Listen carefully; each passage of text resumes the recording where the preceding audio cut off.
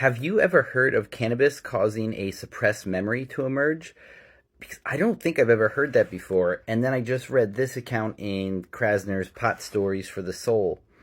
And I wanted to share it with you and ask if any of you had ever experienced anything like that. Though, trigger warning, this does involve sexual assault.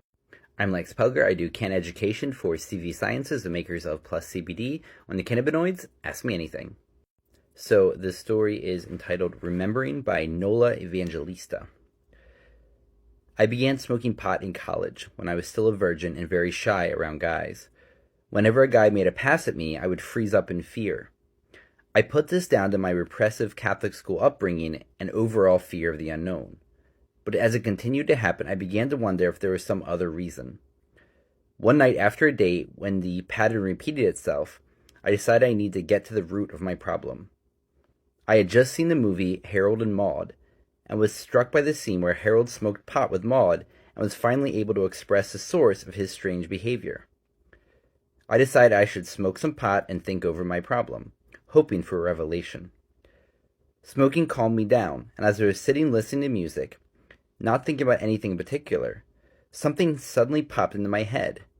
I remembered a scene from my childhood when a neighborhood boy had molested me.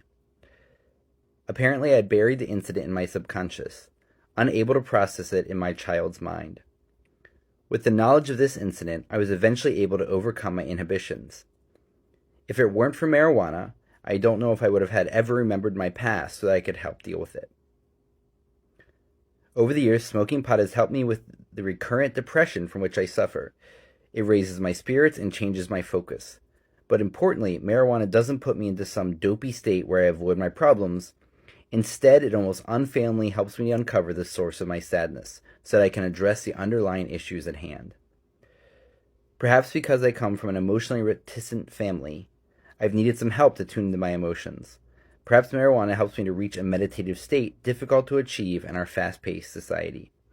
All I know is that marijuana has healed me emotionally and spiritually, and as an advocate for marijuana law reform, I am, as Al Green sings, blessed in the service of my Savior.